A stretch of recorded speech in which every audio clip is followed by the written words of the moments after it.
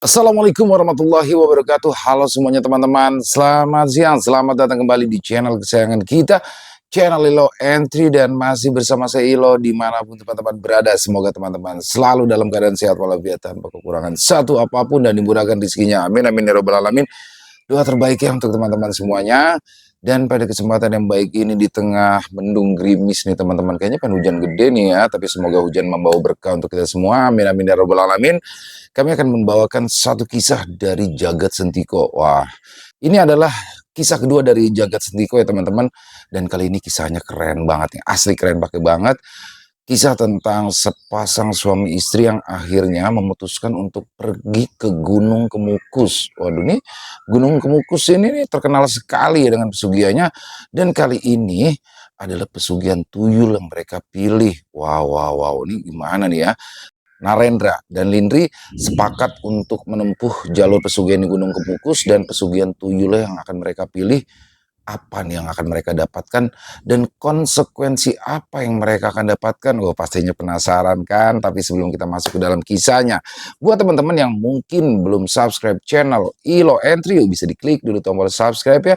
Jangan lupa lonceng notifikasinya juga dinyalakan agar teman-teman selalu mendapatkan notifikasi dari konten-konten yang akan kami upload selanjutnya. Untuk channel Ilo Entry, kami upload setiap hari teman-teman ya. Setiap siang jam 12 siang waktu Indonesia bagian Barat. Nggak pakai berlama-lama lagi. Pasti udah gak sabaran kan? Kita langsung saja masuk ke dalam kisahnya. Dari halaman belakang rumah Bang Ilo, kita menuju ke kota Surabaya.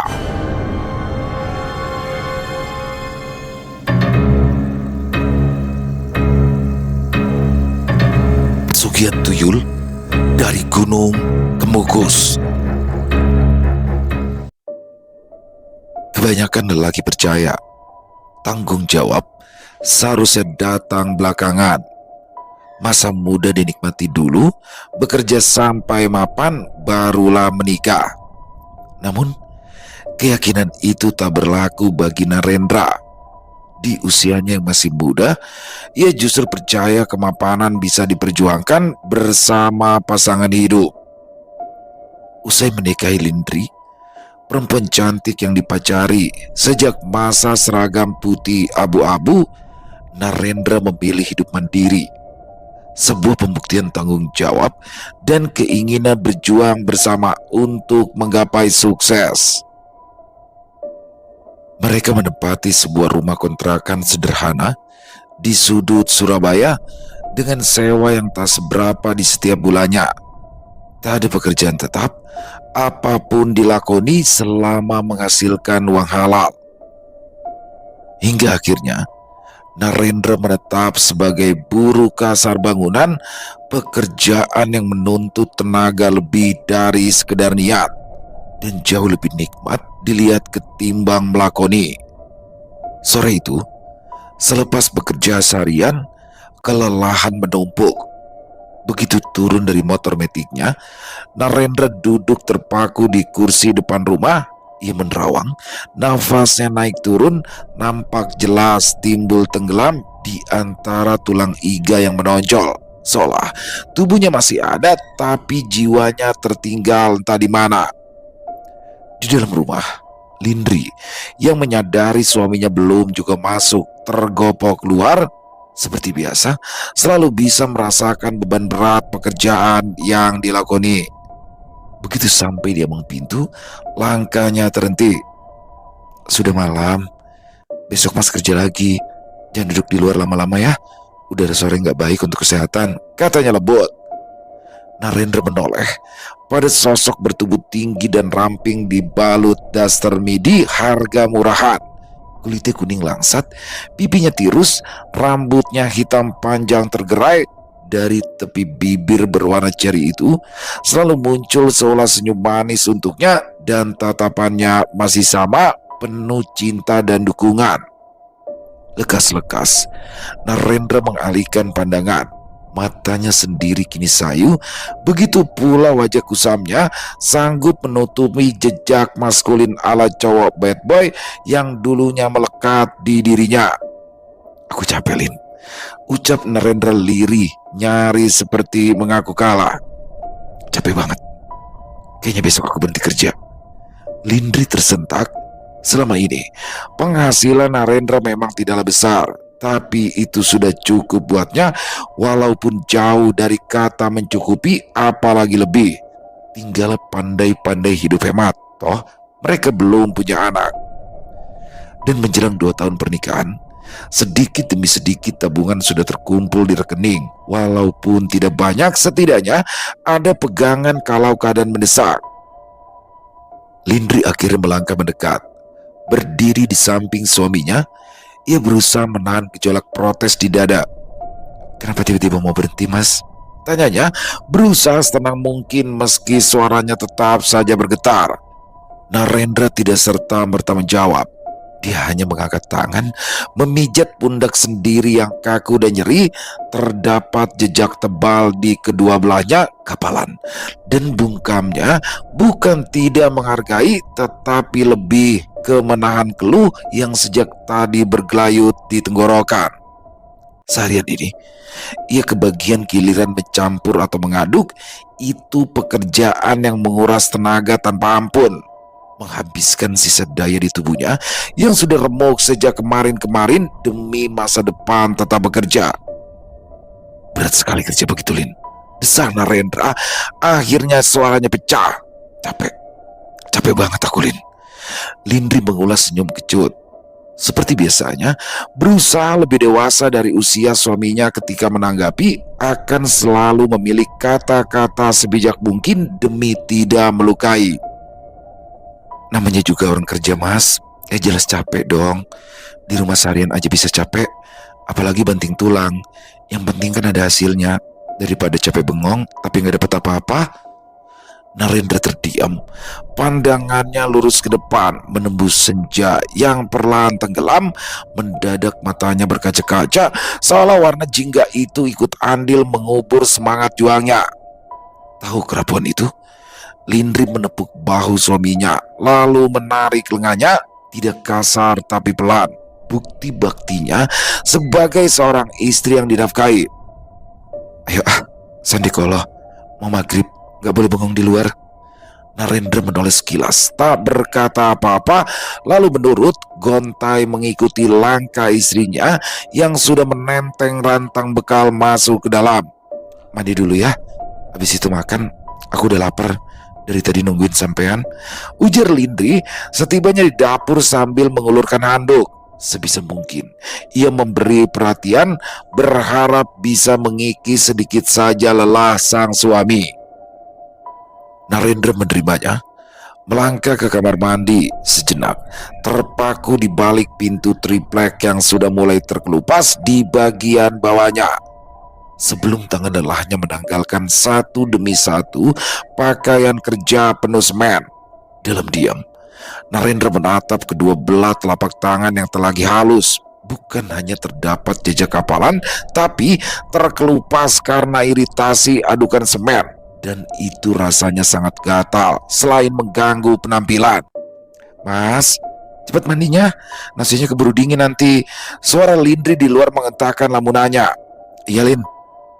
Narendra berdiri di bawah guyuran air, membiarkan menghantam kepala dan punggung tanpa sanggup memahat ulang sosoknya.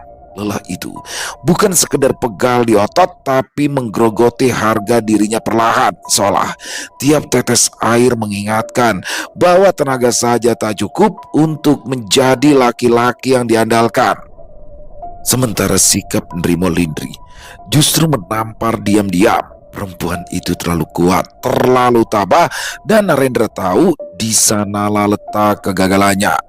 Ia belum mampu menjadi sandaran, hanya beban yang dipikul bersama menguliti kesabarannya mengupas iman.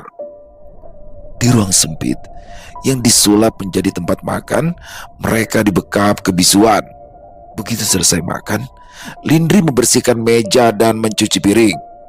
Sementara Narendra kembali duduk di teras depan, membawa secangkir kopi hasil racikan tangan sang istri. Dia menyesap rokok sambil menatap langit gelap. Pada isapan terakhir, dihempaskan ke tanah, menginjak kuat-kuat guna meluapkan lelah. Pada kenyataan, barulah ia beranjak. Dengan hati-hati, Narendra mendorong pintu kamar. Lampu sudah dimatikan, menyisakan gelap yerbah. Tak ada lagi percakapan. Dalam keheningan, Lindri memunggungi, tapi pikirannya tak pernah berpaling. Keputusan Narendra terus berputar di kepalanya, berpadu dengan rasa cemas menekan dada, matanya enggan terpejam. Rasanya baru kemarin Narendra pulang membawa upah harian, tak seberapa, tapi cukup untuk belanja dapur dan menyisakan sedikit untuk ditabung. Kini membayangkan hidup dengan suami yang kembali menganggur sudah membuat tenggorokannya tercekat, dadanya naik turun sebab tahu betul rasanya dan tak sanggup mengulanginya. Di sisi lain, pikiran Narendra melayang jauh ke masa lalu. Suara ibunya, tegas syarat beban, kembali bergema di kepalanya. Ucapan yang dulu didengar sambil berlalu, kini hadir menghantam. Jadi anak laki-laki itu berat. Bukan cuma nanti kamu harus ngasih makan anak gadis orang, kamu juga punya tanggung jawab ke ibu Mundra. Itu kewajiban anak laki-laki. Dulu Narendra pemuda malas memikul tanggung jawab, maka ketika telah beristri dan dipaksa bekerja keras hari demi hari, semuanya terasa menyesakan. Ucapan ibunya yang dulu dianggap berlebihan sekarang berdiri sebagai kebenaran tak terbantahkan. Itulah sebabnya matanya tak juga terpejam, memilih membelakangi Lindri, menatap dinding kamar yang gelap, lalu menarik nafas panjang. Sekali, dua kali, berusaha meredam sesak yang mengendap lama. Di belakang, diam-diam Lindri memperhatikan. Gerak nafas itu terlalu jelas untuk diabaikan. Ia bangkit setengah duduk, meraih pundak suaminya, menepuknya pelan sambil menggelung rambut yang terurai.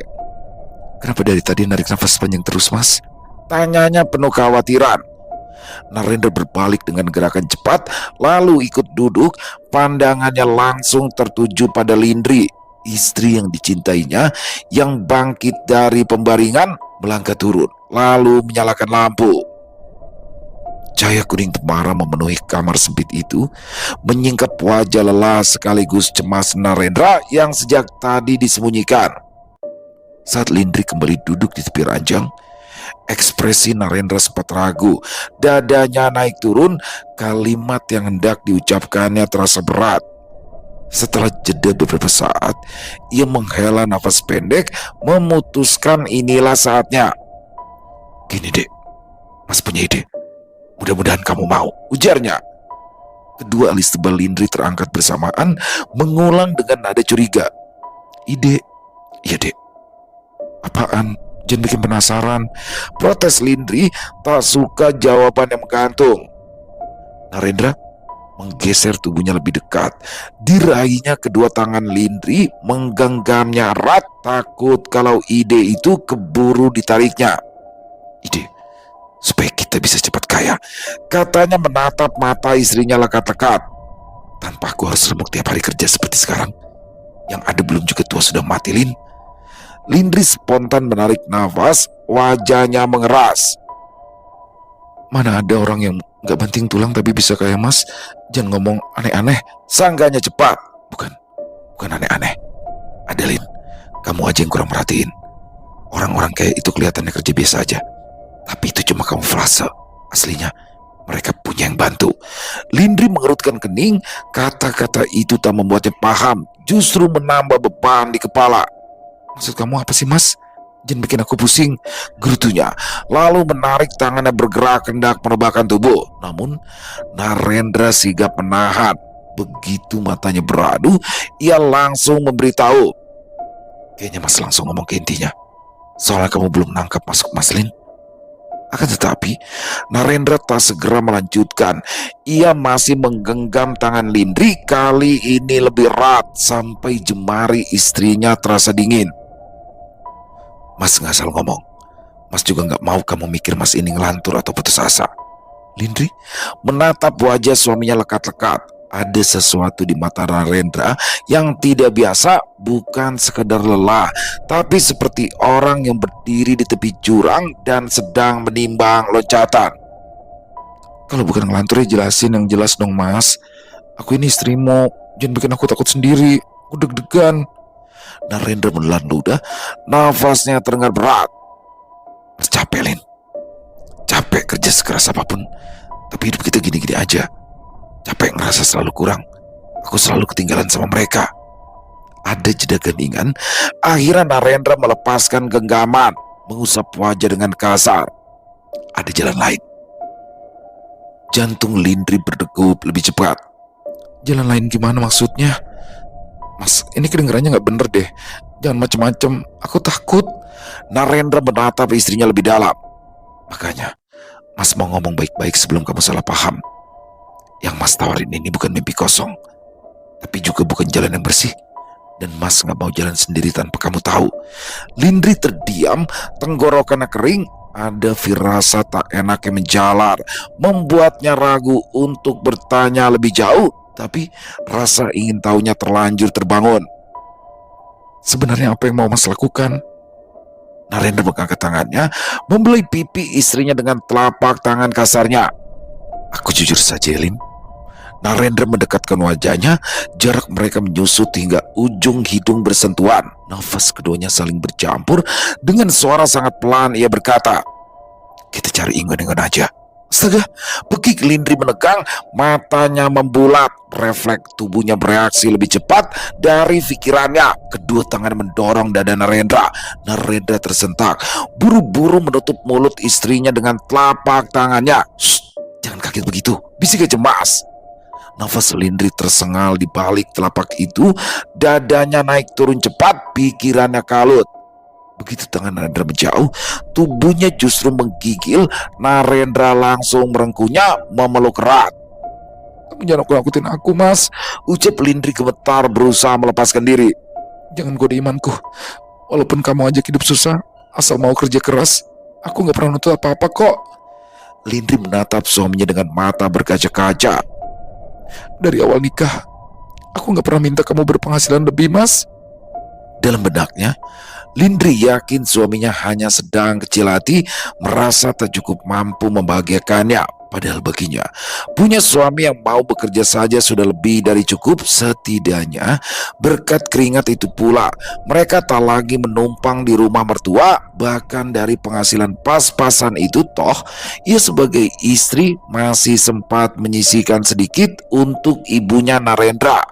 Yang penting dapur ngebul, mulut ibu mertua tersumpal, hidup tetap berjalan. Itulah prinsipnya. Narendra menggeleng dan meralat cepat. Aku gak nakut-takutin. Dan apa yang harus ditakuti? Ingon-Ingon itu kan lucu, mengemaskan. Bukan setan kayak yang kamu bayangin, Lin. Bukan. Narendra menambahkan, cara bicaranya seolah sudah akrab benar dengan sosok yang dibicarakan, seakan pernah melihatnya dengan mata kepala sendiri. Yakin deh, coba kamu bayangin gemesnya bocah kecil yang imut-imut gitu. Coba kamu merem, bayangin seperti boboho, pipinya tembem, badannya gemuk, menggemaskan kan? Sekejap kemudian, keringat dingin membasahi pelipis Lindri. Bukan karena kamar pengap tak ada kipas apalagi AC, melainkan kata-kata suaminya sendiri yang membuat dadanya sesak. Mau ya, Lin? Bujuk Narendra lagi, lalu mengecup bibir Lindri, menggigit sebentar, suaranya direndahkan lebih persuasif. Kalau ada yang praktis, kenapa harus susah? Ya kan? Lindri terdiam, hanya melongo menatap wajah Narendra yang mulai menyebut satu persatu contoh orang-orang kaya di desa. Coba lihat, Pak Demarto, Mas Wardana, Mbak Miati, temanku si Wijaya itu, nikahnya bareng kita, rumah sudah punya. Mereka itu semuanya rezekinya gak masuk akal, kerjanya gak jelas, tapi sawahnya banyak, rumahnya besar. Bahkan mereka semua itu rata punya mobil. Itu pun hanya untuk pajangan. Coba kalau aku seperti itu, beli mobil pakai uang, ya harus menghasilkan uang. Lindri diam dan menyeka air matanya. Coba kamu pikir, masuk akal gak sih? Enggak kan? Tubuh Lindri semakin panas, hanya anggukan tanpa sadar ia berikan. Lin, kalau kita punya uang banyak, kamu tuh bebas. Mau ngasih orang tua kamu berapa aja terserah. 1 juta, 2 juta, 3 juta, bahkan 10 juta gak masalah. Terserah. Mata Lindri berputar pelan, mengikuti sorot mata suaminya yang berbinar oleh angan-angan. Kan bukan aku yang kerja, Ingon-Ingon yang nyari uang buat kita. Mudah kan? Lagian kita belum punya anak. Kamu bisa mencurahkan kasih sayang kamu ke Ingon-Ingon kita nanti. Di kepala Narendra, bayangan itu terasa manis, wajah-wajah kecil yang lucu, patuh dan menguntungkan. Namun, Lindri justru menelan ludah. Mas kok ngomong yang gitu? Tapi kok aku jadi ngeri? Diam-diam, Lindri membayangkan hal lain, bukan kelucuan, melainkan sosok-sosok asing yang tidak bisa dipahami hadir di rumah mereka. Narendra kembali membelai wajah istrinya. Gak usah ngeri, Mas nanti pilih yang paling imut buat kamu ya. Mau ya? Jadi kalau Mas pergi, kamu gak bakal kesepian, gak terus nungguin sampai malam. Dalam benaknya, Narendra sudah membayangkan memilih satu dari sekian banyak tuyul yang paling mengemaskan, paling cocok dengan selera Lindri. Bahkan langsung teringat foto-foto lucu di ponsel istrinya yang setiap hari bukannya berkurang, malah bertambah. Lindri terdiam, lidahnya keluh, tenggorokannya kering, sementara Narendra menatapnya penuh harap menuntut jawaban. Kamu nanti bisa bikin rumah buat orang tuamu, menyekolahkan adik-adikmu, beliin motor, apa saja yang ingin kamu kasih ke mereka. Mas gak bakalan keberatan, sumpah. Aku bakal diam aja pokoknya, semua terserah kamu. Kata-kata itu menghantam tepat di titik terlemah Lindri. Ya, Lindri adalah anak pertama, seharusnya membantu, seharusnya menopang, tapi penghasilan Narendra yang pas-pasan membuat semua itu hanya jadi keinginan belaka. Setiap kali orang tuanya butuh, ia hanya bisa menghela nafas panjang. Selama menikah, Lindri tak pernah memberi apa-apa pada mereka, apalagi pada dua adiknya. Dan entah kenapa, keinginan untuk membanggakan diri menjadi anak yang diandalkan muncul begitu kuat ketika ingat tak lama lagi kedua adiknya akan sekolah di kota, sementara orang tuanya hanya punya satu motor. Perubahan ekspresi langsung terjadi. Lindri memegang tangan suaminya. Tapi Mas janji. Janji apa? Tanya Narendra. Janji, kalau punya uang banyak aku bebas ngasih apa aja sama keluargaku, terutama ibu, bapak sama dua orang adikku. Mau gak janji? Tegas Lindri butuh kepastian. Wajah Narendra langsung berbinar. Ia mengulurkan tangan. Mas tidak hanya berjanji, tapi bersumpah. Lindri tidak serta-merta menjabat tangan itu. Dia terdiam sebelum akhirnya menyepakati. Baik kalau gitu, tapi memangnya Mas sudah tahu di mana tempatnya? Suara Narendra mendadak ketus. Kamu belum tahu ya? Ya gak mungkin lah aku ngajak kamu. Wajah Lindri kembali murung. Kedua tangannya memeluk tubuhnya sendiri. Tapi sama aja kita udah main-main sama urusan gaib. Aku takut. Narendra tidak membantah, cuma ngasih susulin. Katanya begitu. Gak ada tumbal, gak ada ritual aneh. Kita itu cuma ngerawat. Kamu gak perlu takut. Lagian mana mungkin Mas mau celakain kamu. Dimana lagi aku mau cari istri seperti kamu yang tetap dukung walaupun aku belum bisa memberikan kebahagiaan kepada kamu. Lindri mengusap dada lega tanpa ia tahu kemarin-kemarin pembahasan Narendra dan kawan-kawannya sesama kuli bangunan tak jauh-jauh dari itu, bahkan alamat lengkapnya. Gimana? Kamu mau kan? Lindri sempat ragu, matanya berkaca-kaca. Ia tahu betul suaminya sudah menyerah, lalu ia mengangguk. Iya, aku mau. Narendra langsung memeluknya erat. Terima kasih Lin, pasti. Pokoknya uang Mas adalah uangmu juga. Keesokan harinya, Narendra tidak lagi masuk kerja. Kesepakatan semalam tidak bisa ditunda. Setelah Lindri menarik uang di ATM, mereka siap ke Sragen naik bus. Sekitar 6 jam perjalanan, mereka melanjutkan dengan ojek sekitaran 1 jam lagi demi untuk bertemu dengan seorang juru kunci. Perjalanan begitu lancar. 2 motor berhenti di depan rumah batu bermodel lama. Sesuai petunjuk, ada pohon ketapang besar-besar. 2 di pelatarannya, catnya perpaduan warna hijau dan kuning. Pandangan Lindri tertuju ke arah itu. Sejauh matanya meneliti, hanya sepi. Apa yakin itu rumah dukunnya, Mas? Kok kayak udah lama gak dihuni sih? Narendra buru-buru meralat. Bukan dukun. Tapi juru kunci, ada kok orangnya. Udah ya, pokoknya kamu jangan mikir macam-macam. Memang kata teman rumahnya itu selalu tutup. Gampang kan, tinggal diketuk aja. Iya, tapi apa bedanya dukun sama juru kunci? Tanya Lindri polos. Ya kalau dukun itu ilmu hitam, kalau juru kunci kan perantara. Perantara tangan Tuhan. Ketus Narendra. Ya sudah kalau gitu. Lindri membulatkan bibir, matanya meneliti ke sana kemari. Tapi betulan rumahnya kan Mas? Ya betul lah. Wong ini loh desa temannya Mas bekerja. Jadi nggak mungkin salah. Terang Narendra, ekspresinya benar-benar meyakinkan. Lindri tersenyum lega, sebelah tangannya sigap melingkar pada lengan Narendra, justru merasa tak sabar. Yaudah yuk, malah cuma diem di sini. Keduanya berjalan berdampingan. Dengan hati-hati mendorong pintu pagar yang juga kombinasi cat hijau dan kuning itu terbuka separuh, menegaskan bahwa siap menerima siapapun. Langkah mereka bersamaan memasuki pelataran. Angin tiba-tiba bertiup kencang, menerpa wajah dua orang dengan outfit dari ujung kaki sampai atas serba 35 ribuan. Mas aku takut, bisik Lindri mendekatkan dengan lingkaran tangan, tengkuknya mendadak berat. Tapi Narendra hanya mengarahkan telunjuk di bibir, kode untuk diam. Begitu berada di depan pintu, Narendra hendak mengetuk, tapi daun pintu itu lebih dulu terbuka lebar tanpa menimbulkan derit. Mata keduanya membelalak, refleks mundur setapak tanpa bisa menyembunyikan kegugupan, membalas senyum pria tua bertubuh kurus memakai baju lurik dan udeng hitam. Rupanya jauh dari kata seram, terlalu teduh untuk ukuran seorang juru kunci, apalagi saat keduanya diterima di ruang tamu dan memberitahukan niat kedatangan sesungguhnya.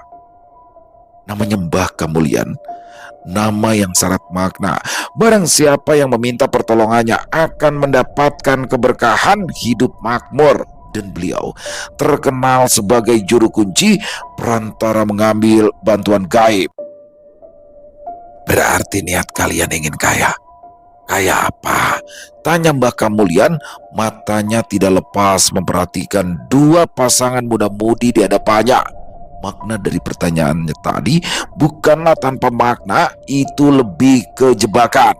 Lindri cepat-cepat menyikut menyadarkan. Entah kenapa Narendra mendadak grogi. Iya Mbah, ingin kaya, jadi orang Sukibondo, banyak uang. Mbah Kamulian mengangguk. Kedua tangannya menekuk jari, menghitung hari. Lalu senyumnya mengembang. Langkah kalian dituntun di waktu yang tepat, ujarnya. Narendra langsung menengadahkan kedua belah tangannya. Alhamdulillah, ujarnya tidak sanggup bila harus kembali lagi. Yang perempuan tinggal di sini, yang laki-laki ikut saya jam 11 supaya sampai lereng pas tengah malam. Bisik Lindri hendak protes, bibirnya manyun, wajahnya cemberut, tapi kembali mendapatkan kode telunjuk di bibir, tenggorokannya makin kering. Ada ketakutan yang tak bisa dijelaskan. Begitu dentum jam gandul berdenting tepat di pukul 11, sambil membawa sesaji dibungkus kain putih, Narendra memponceng Mbah Kamulian pergi ke sebuah petilasan di lereng Gunung Kemukus. Sementara Lindri tertinggal di rumah juru kunci. Motor milik Mbah Kamulian diparkir di bagian bawah lereng. Keduanya berjalan kaki dengan penerangan senter di tangan Mbah Kamulian. Sesekali beliau mengarahkan nyalanya ke bagian atas, entah apa maksudnya. Begitu terus berulang. Semakin dekat lereng Gunung Kemukus, hawa menusuk tulang, sampai-sampai hoodie tebal yang melekat di tubuh kurus Narendra tak sanggup memberi kehangatan. Dia memegang kuat-kuat kain putih wadah sesaji. Akhirnya tibalah mereka di bawah pohon beringin besar. Tepat di sampingnya ada petilasan diselimuti kain kotak-kotak hitam, kuning, dan putih.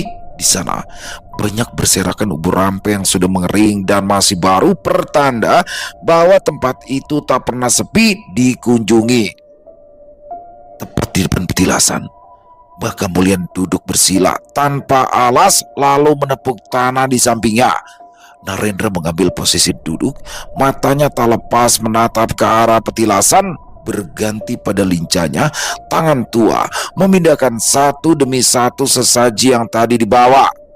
Kemudian menyalakan lampu sentir terlebih dahulu, menaruh di depan, lalu membakar kemenyan dan dupa, menancapkan ke tanah tepat di depan sesajen sederhana yang digelar di atas kain putih. Asap tipis langsung menjalar, melingkar-lingkar antara dupa dan kemenyan. Seperti layaknya tuan rumah yang kedatangan tamu, Mbah Kamulian merapikan duduknya, punggungnya tegak, kedua telapak tangan bertemu di depan dada.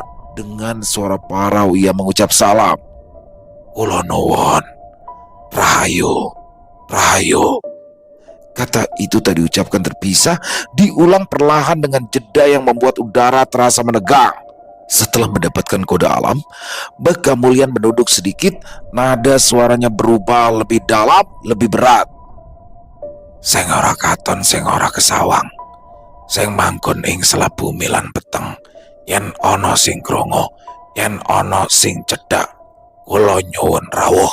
Tiba-tiba, sentir minyak di samping sesajen bergetar, nyala apinya mengecil lalu membesar kembali. Narendra merasakan jantungnya berdebar, tengkuknya dingin, bukan seperti disentuh angin, melainkan seperti jari kecil yang menyentuh. Mbah Kamulian melanjutkan, kali ini lebih pelan. "Anak-anakku sing dolanan ing peteng, sing seneng ngelumpuhake receh, sing mlaku tanpa sikil, rawuh yen krungu panggilan iki." Tiba-tiba asap dupa menebal makin tebal, bau amis, pesing menyergap. Narendra mual tanpa sebab. Ia berusaha menahan matanya sampai melotot ke arah sudut petilasan. Bayangan bergerak sedikit lalu diam kembali. Mbah Kamulian membuka matanya perlahan. Tatapannya tidak lagi kosong, tapi melihat banyak hal kecil berdiri di sekelilingnya. "Jangan takut, jangan sampai kaget," pesannya tanpa menoleh. Narendra mengangguk. Tak selang berapa lama, suara gesekan daun membuat bulu kuduknya berdiri ketika suara daun kering patah terinjak. "Pasti itu ingon-ingon yang menggemaskan yang datang," batin Narendra antara lega sekaligus takut. Benar saja, lewat bayangan menyerupai manusia bermunculan dari kulit pohon beringin. "Tidak usah malu-malu, jangan takut-takut. Ayo, tampakkan wujud kalian. Ini ada yang mau meminta kalian. Ayo cepat keluar, sini," tutur Mbah Kamulian sambil menatap ke arah kegelapan. Sementara sebelah tangannya memberikan isyarat pada sosok-sosok itu untuk segera menampakkan wujud. "Ayo, Rene, rawuh." Sosok-sosok ingon-ingon itu pun mendekat. Matanya jelalatan ke sana kemari, lalu tersenyum lebar ketika melihat siapa yang ada di samping Mbah Kamulian. "Astaga!" jerit Narendra. Tubuhnya terhuyung ke belakang, refleks kedua tangannya menopang, nyaris berdiri saking terkejut, tapi tangannya sigap ditarik kembali duduk. Mbah Kamulian menyenggol. "Pilih antara satu ingon-ingonmu, atau kamu akan memilih dua sekaligus, supaya sekalian cepat kaya?" tanyanya sekaligus memberikan saran. Lidah Narendra keluh. Mendapati sosok-sosok alam imajinasinya menggemaskan, malah ini berbanding terbalik. Tapi mau tak mau, dia harus memilih. Semuanya mendekat, memperlihatkan senyum yang paling menggemaskan. Narendra butuh waktu untuk memilih, sebab semuanya berwajah tua, hanya tubuhnya saja yang kerdil, memakai celana kolor putih, wajahnya pucat, begitu pula dengan tubuhnya. Matanya lebar, gusinya memerah, giginya lancip bertaring dan kuning-kuning. Mereka berlomba-lomba memperlihatkan ketampanan, semuanya loncat-loncat sambil mendaratkan pukulan ke dada masing-masing. "Cepat pilih, yang mana ingon-ingonmu? Waktumu tinggal sebentar lagi. Atau mereka semua ikut denganmu? Atau memang kamu maunya begitu? Kalau iya, itu namanya serakah, dan belum tentu istrimu bisa merawat mereka semua." Tekan Mbah Kamulian.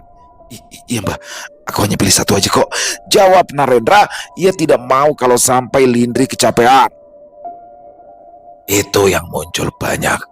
Tumben-tumben, kamu ini termasuk mundur loh. Yakin hanya pilih satu saja. Istrimu itu masih muda. Kalau hanya ngurus satu sayang, supaya cepat kaya ambil saja dua. Dengan mantap Narendra menggeleng. Enggak bah, kalau dua namanya kemaruk, aku satu aja. Ya sudah, ayo tunjuk salah satunya. Narendra dihadapkan pada situasi yang sulit. Semuanya bukanlah pilihannya, tapi harus memilih salah satu di antara sekitar tidak lebih dari 10 yang menjadi kandidat ingon-ingon. Yang itu mbah, tunjuk Narendra memakai jempolnya pada pilihan yang paling sempurna di antara lainnya. Yang lainnya langsung menangis. Suaranya menggema layaknya orang tua yang menangis. Cuma saja tingkahnya anak kecil. Mereka memukuli dada sebelum akhirnya menghilang. Satu-satunya tinggallah yang terpilih. Sosok dengan mata melotot itu mengamati Narendra saat sudah diberikan perintah Mbah Kemulian untuk duduk di depan calon majikan. Mbah Kemulian memberikan wejangan tuan barunya. Ingat, dia harus dirawat seperti anak sendiri. Walaupun sudah dewasa, tapi harus diberi mimik dari istrimu.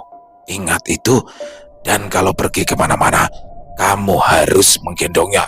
Glek, Narendra menelan ludah getir, tidak sanggup membayangkan bagaimana kalau setiap malamnya Lindri terus menyusui sosok yang kira-kira seusianya, tapi sudah tak ada jalan untuk balik arah. Sudah paham? Atau masih ada yang mau kamu tanyakan? Sudah paham, Mbah. Aku sudah paham. Kalau begitu kamu berbalik. Mulai sekarang dia sudah jadi anakmu.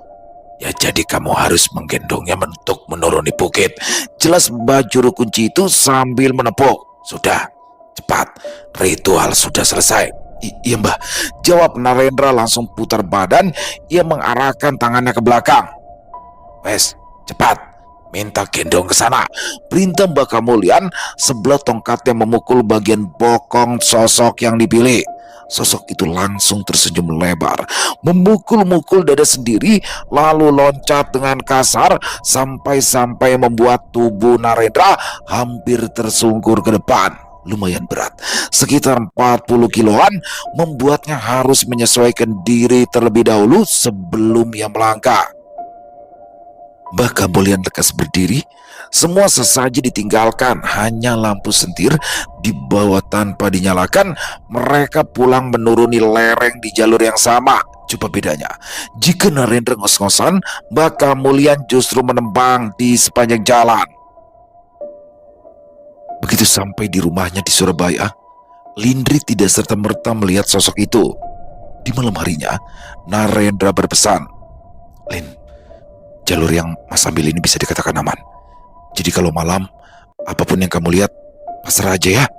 Lindri mengangguk, rasanya semua terlalu mudah dan tidak sabar ingin segera kaya supaya bisa membantu orang tua. Juga secepatnya bisa membeli rumah pribadi, hal yang sangat diinginkannya. Hari berganti hari, sampai tibalah pada malam ketujuh. Sepanjang itu, Narendra tak lagi bisa memiliki tubuh Lindri seutuhnya. Ia tidak tidur dalam satu ranjang dengan istrinya lagi. Begitu Lindri terlelap, ia selalu dikejutkan sosok mengerikan. Ketika berontak, ia mendadak lemas, matanya mengantuk. Yang terjadi berikutnya, ia pasrah digerayangi, kancing daster dilepas, dadanya dihisap kuat-kuat. Jika sudah begitu, Lindri akan terbuai. Rasa berikutnya terlalu nikmat untuk ditolak oleh logika. Minggu terlewati, bulan berlalu, sosok itu bukan lagi hanya sekedar menyusul. Tubuh Lindri terlalu ranam untuk dibiarkan sebatas itu. Dia adalah Narendra dalam penglihatan mata. Kekayaan pun dengan cepat didapatkan. Apa yang diinginkan Narendra berjalan lancar. Di atas ranjang selalu ada uang dengan jumlah yang tidak sedikit. Lindri sampai-sampai kewalahan menghitungnya. Dia memilih mengumpulkan begitu saja dan langsung menyimpannya di dalam karung. Sebulan sekali, barulah ia hitung dan jumlahnya fantastis. Belum genap setahun, Lindri bisa memberi apa saja pada orang tuanya. Sama persis seperti yang dijanjikan oleh Narendra, ia membelikan motor baru untuk bapaknya sekaligus kedua adiknya dan memasukkannya ke dalam pesantren. Dalam sekejap, ia menjelma menjadi kebanggaan keluarga. Pada tahun kedua, Lindri mewujudkan impiannya untuk bisa memiliki rumah. Semuanya berjalan lancar. Narendra juga punya usaha jual beli motor di depan rumah yang baru saja dibeli. Pada bagian garasinya, satu mobil mentereng masih plat dealer, semua dibeli tunai. Malam itu, sehabis maghrib, Narendra ingin sekali masuk ke dalam kamar yang hanya dipakainya jika siang hari saja. Kebetulan pintu juga tidak dikunci. Narendra tersenyum lega. Setelah tadi pagi Lindri mengeluh pusing, katanya anemia. Ia memilih tidur seharian penuh, tapi sekarang mendapati sedang duduk di atas ranjang membelakangi. Sambil meneguk ludah, Narendra duduk dengan hati-hati di belakang, berniat mengecup ujung pundak Lindri, tapi dia kaget. Bagian bawahnya menyerupai ingon-ingon yang diambilnya. Wajah tua, mata melotot, senyumannya lebar. Narendra loncat dari atas ranjang, tubuhnya bersandar di dinding. Nafas yang ngos-ngosan, telunjuknya mengarah ke sosok itu. Apa yang kamu lakukan pada istriku? Akan tetapi, sosok itu cuma tersenyum, lalu perlahan menggeser tubuh menatap tajam. Tetapi kali ini bukan tatapan pada majikan, tapi saingan.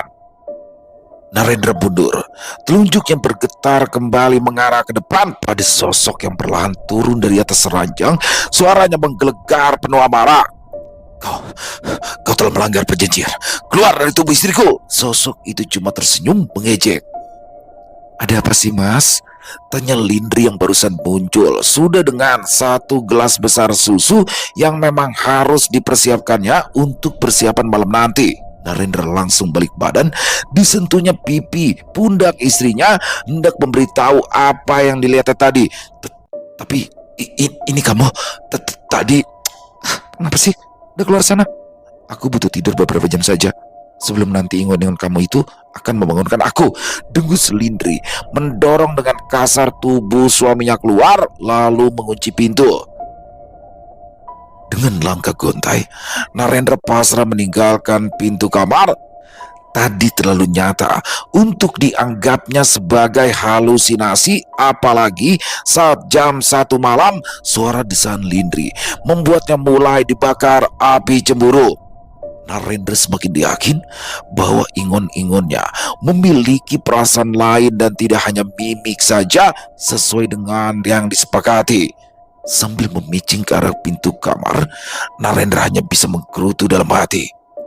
Dasar iblis, secepatnya aku cari cara supaya kau kembali ke Kemukus. Toh aku udah kaya. Merasa tidak tahan lagi dan tak ada jalan lain, keputusan langsung diambil cepat. Narendra kembali ke juru kunci dengan niat menceritakan dan meminta bantuan. Kali ini ia menaiki mobil pribadi. Tubuhnya tidak lagi kurus kering seperti dulu. Ia menjelma menjadi sosok pria berduit dengan outfit melekat di tubuh jutaan. Sepanjang perjalanan, macam-macam menyiksa pikirannya. Di antaranya takut kalau juru kunci itu mati, maka tak ada lagi yang bisa menolong. Sepanjang jalan, doa terus meluncur dari dalam dada Narendra. Akhirnya, senyumannya mengembang saat pintu pagar rumah itu justru terbuka lebar. Mobilnya langsung masuk ke pelataran. Baka Mulyan sudah menunggu di teras. Angin mengabarkan bahwa kau akan datang, tuturnya sambil menepuk pundak Narendra yang langsung menangis. Ingon-ingon yang aku ambil telah melanggar perjanjian, Bah. Aduh Narendra begitu mereka berhadapan. Baka Mulyan mengerutkan alis, kupingnya berdenyut. Melanggar bagaimana maksudmu? Ingon-ingon itu sudah terang-terangan menggagai istriku, Mbah. Bahkan meminjam raga istriku, Mbah. Lapor Narendra, sudah dengan air beranak sungai awalnya. Pengakuan itu susah keluar dari kerongkongan. Baka Mulian terlunjak dari tempat duduknya. Weladalah, gundul edan, kodoyan juga ya. Narendra menyingkirkan air mata dengan kedua tangan. Iya mbah, bahkan belum tengah malam sekalipun. Kalau begini kasihan istriku mbah.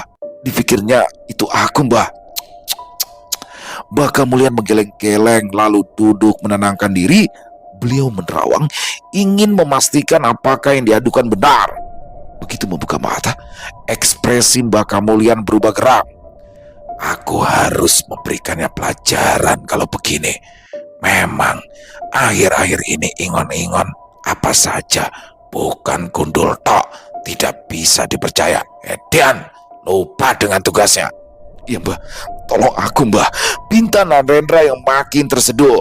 Tidak tega, Baka Mulian menepuk pundak Narendra. Diam. Sebentar lagi istrimu akan kembali padamu dan semua akan baik-baik saja. Tolong mbah, aku ingin istriku kembali dan aku tidak mau lagi memeliharanya mbah. Iya, karena itu semua terjadi sebab bantuanku, maka aku juga akan membantumu. Tunggu sebentar, jangan nangis lagi, kata Baka Mulian beranjak dari tempat duduknya masuk ke dalam bilik. Tangis Narendra seketika berhenti saat Baka Mulian kembali memegang tongkat dengan buntelan putih. Apa itu mbah? Baka Mulian duduk kembali berhadapan. Kita harus kembali ke Kumukus. Makhluk begitu, kalau dikasih hati memang kurang ajar. Ayo, disuruh bantu supaya kaya malah. Beliau sampai tidak sanggup menyebutnya. Narendra manggut-manggut. Ia segera mengekor, menggeber laju motor metik ke jalanan yang dulu ke lereng Gunung Kemukus. Begitu menjelang malam, mereka sampai dan langsung melaksanakan ritual sama persis seperti yang dulu. Cuma bedanya ini memanggil untuk kembali. Lampu sentir dinyalakan lebih dulu. Cahayanya kuning redup, bergetar tertiup angin yang tak datang dari mana. Baka Mulian menancapkan dupa di tanah petilasan. Tepat di titik yang dulu, asapnya tak naik lurus, melainkan berputar melingkar seperti pusaran kecil. Berdiri di belakangku, perintahnya. Narendra patuh, tubuhnya merapat ke belakang Baka Mulian, tangannya gemetar, matanya tak lepas dari arah pohon besar di belakang petilasan.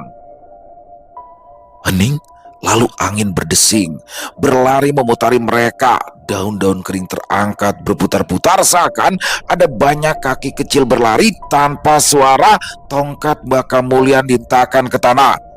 Sing wes dicupuk balik, sing ora setya balik, serunya lantang. Udara menjadi dingin menusuk.